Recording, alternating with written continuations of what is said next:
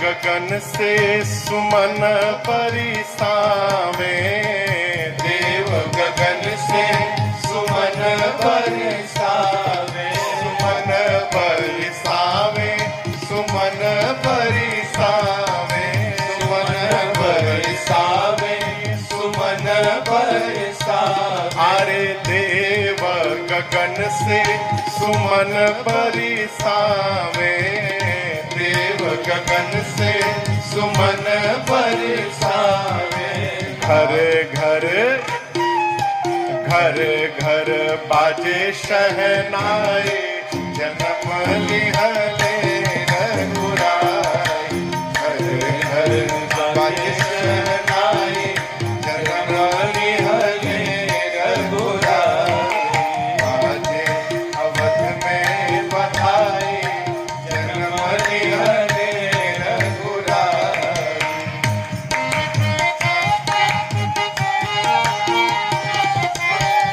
गुरु वशिष्ठ जी वेद पढ़तु हैं, गुरु वशिष्ठ जी वेद पढ़त।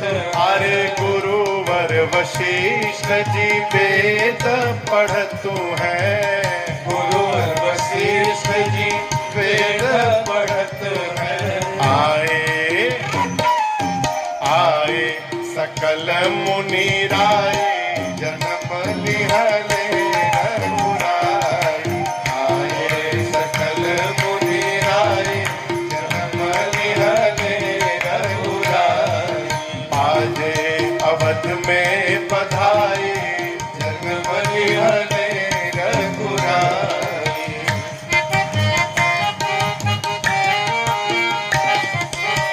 राजा दशरथ जी खजाना लुटावे, राजा दशरथ जी खजाना लुटा।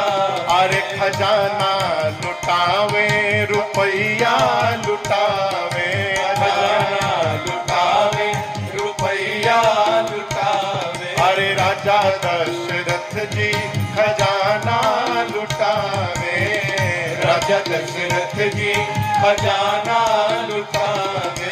तान तान विविध विधि पाए, जन्म लिहले रघुराई। तान विविध विधि पाए, जन्म लिहले रघुराई। बाजे अवध में बधाई, जन्म लिहले रघुराई।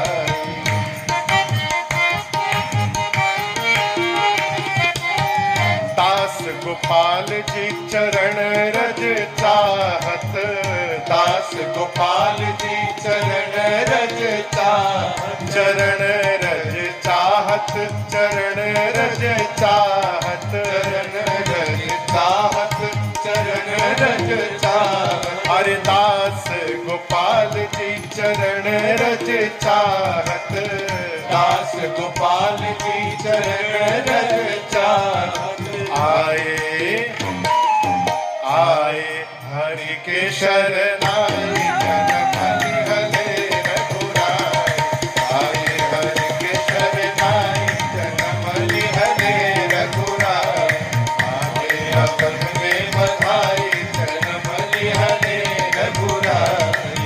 आगे अवध में बधाई, जन्म लिहले रघुराई। जन्म लिहले रघुराई। जन्म लिहले रघुराई। बाजे अवध में बधाई, जन्म लिहले रघुराई। पूरी अयोध्या में लोग आनंद महोत्सव मना रहे हैं। श्री चक्रवर्ती दशरथ जी महाराज आनंद में तो हैं, लेकिन थोड़े चिंतित हैं। अब आप कहोगे महाराज इस आनंद महोत्सव में चिंतित होने का क्या कारण है? कारण है गुरुदेव के वचनों का स्मरण करके गुरुदेव वशिष्ठ जी ने क्या कहा था? धरहु धीर होए हहि सुत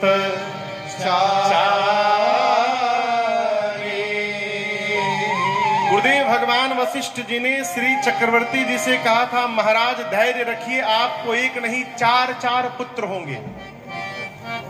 श्री चक्रवर्ती जी ये सोच रहे हैं कि बड़का तो आ गया, बाद वाले 3 क्यों नहीं आ रहे हैं, इसलिए थोड़े चिंतित हैं। तभी एक दासी ने आकर कहा, महाराज बधाई हो। किस बात के लिए? कैकेयी सुता सुमित्रा दो सुंदर सुत जन मत भयो। कैकेयी सुता सुमित्रा दो सुंदर सुत जन मत भयो। वह सुख संपत्ति समय समाजा। वह सुख संपत्ति समय समाजा। कही न सकै शारद हरि राजा। कही न सकै शारद हरि राजा। अवधपुरी सो है भाते अवधि मिलन आई जनुराती। अवधपुरी सो है भाते प्रभु मिलन आई जनुराती। प्रभु मिलन आई जनुराती। प्रभु मिलन आई जनुराती। बैठे बैठे जय जय जय जय जय जय। गोस्वामी जी कहते हैं कि भगवान के आने के बाद मां कैकेयी जी ने 1 और सुमित्रा मैया ने 2 पुत्रों को क्रमशः जन्म दिया। कैकेयी सुता सुमित्रा 2।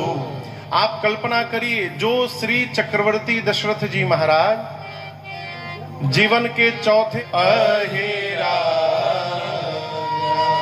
भगवान के अवतार लेने के बाद अयोध्या में जो सुख वर्धन हुआ, अयोध्या वासियों को जो संपत्ति प्राप्त हुई, जो समय और समाज का दर्शन हुआ, वो स्वामी जी कहते हैं इन चारों के विषय में यदि सरस्वती जी और शेष नारायण बोलना प्रारंभ करें फिर भी वो बोलने में सक्षम नहीं है। आप कुएं के जल को माप सकते हैं, नदी में कितना पानी है आप नाप सकते हैं, झील में कितना पानी है आप पता लगा सकते हैं, समुद्र में कितना पानी है कौन पता लगाएगा। सुख का पता इसलिए नहीं चल रहा है कि अयोध्या में सुख ने अवतार नहीं लिया है, अयोध्या में सुख के सागर ने अवतार ले लिया है, इसलिए सुख का पता नहीं चल पाया। वह सुख संपत्ति, जीवन का सुख जानते हैं क्या है? प्रश्न है, उत्तरकांड में श्री काकभूषुंडी जी से गरुण जी महाराज ने 7 प्रश्न किए हैं।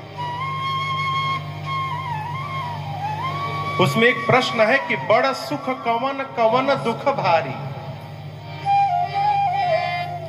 सबसे बड़ा सुख कौन सा है और सबसे बड़ा दुख कौन सा है?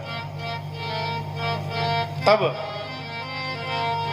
श्री काकभूषुंडी जी महाराज गरुण जी महाराज से कहते हैं, पहले दुख बताता हूं।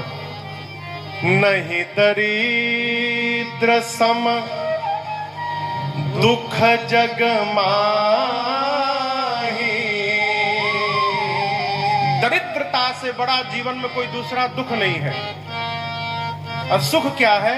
संत मिलन सम सुख जगना। जीवन में संत से मिलन हो जाए, इससे बड़ा कोई सुख नहीं है। अब ये दरिद्रता क्या है शशि भैया? दरिद्रता क्या है? लोग सोचते हैं जिसके पास अभाव है वो दरिद्र है, यही ना? लेकिन समझिएगा, दरिद्रता का संबंध अभाव से नहीं है, दरिद्रता का संबंध स्वभाव से है। दरिद्र कौन है? जो होने के बाद भी मांग रहा है, वो दरिद्र आदमी है। पेट भर के भोजन किया हुआ है, जगह नहीं है गले में, और गरम गरम इमरती दिखाई पड़ गई और जिह्वा से पानी निकलने लगा, वो दरिद्र आदमी है। कितनी संपत्ति घर में जमा है उसी को याद नहीं है, उसके बाद भी भगवान के सामने जा रहा है तो हाथ फैला के मांग रहा है, ये दरिद्र आदमी है। दरिद्र कौन? जो होने के बाद भी मांग रहा है, वो दरिद्र है। और इससे बड़ा कोई दुख नहीं है। दरिद्रता यदि जीवन में आ गई तो पूरा जीवन मांगने में ही निकल जाएगा, पूरा जीवन। और सुख क्या है? जीवन में संत का मिलन हो गया, ये सबसे बड़ा सुख है। क्यों? संत का मिलन हो जाना, ये जीवन में भक्ति का प्रारंभ होना है। राम जी ने जब मेरी मां शबरी को 9 प्रकार की भक्ति बताई, शबरी मैया ने शबरी मैया के गुरु जी ने कहा था कि शबरी, जब राम जी आवे तो उनकी स्तुति करिएगा। भगवान की पूजा कैसे की जाती है? सबसे छोटी विधि है पंचोपचार।